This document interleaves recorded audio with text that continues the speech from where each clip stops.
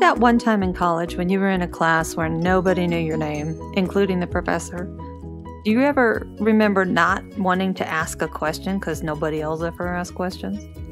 Do you remember a time when you wanted to ask the guy who sat next to you a question, but you didn't feel like you should?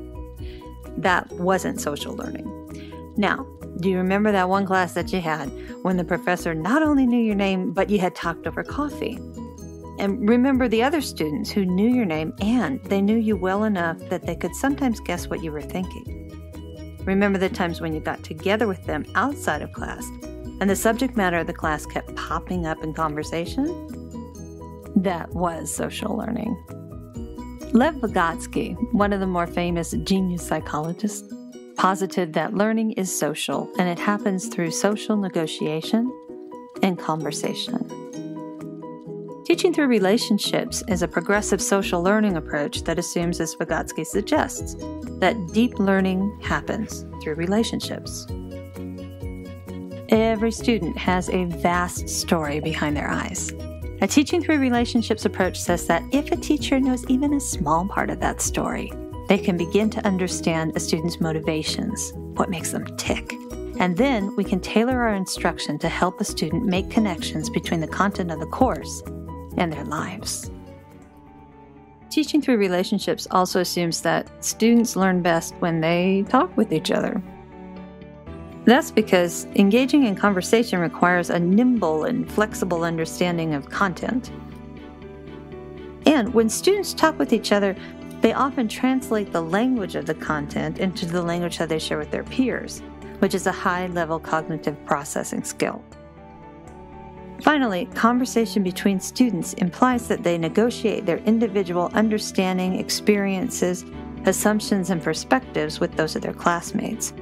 And that can usher the much sought-after byproduct of students cultivating a deeper understanding of diverse perspectives and experiences. But in order for any of this to happen, there has to be a sense of community in the classroom.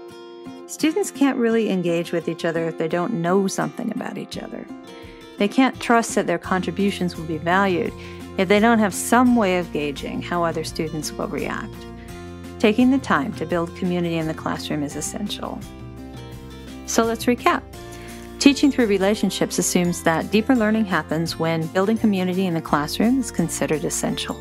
Teachers have knowledge of their students, their stories, and how they learn, and students participate within a socially connected environment where talking with each other is a big part of instruction.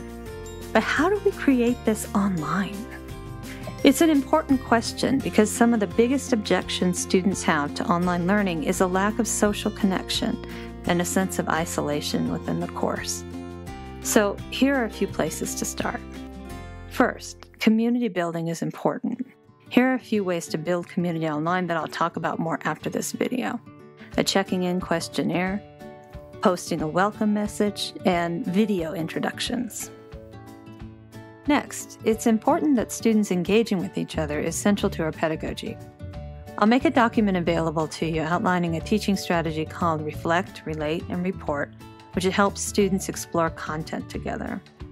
It can also be effective to assign high and low stakes collaborative assignments for students, but it's also important to supply ample scaffolding and to be flexible in our grading of these assignments. And finally, the instructor should maintain a highly active presence in the course. They should offer copious responses to student work, identify connections and diverse perspectives between student contributions, and they should follow up with students if they fall even slightly behind. Learning is social, and we can make social learning happen in an online course. Let's talk some more about how.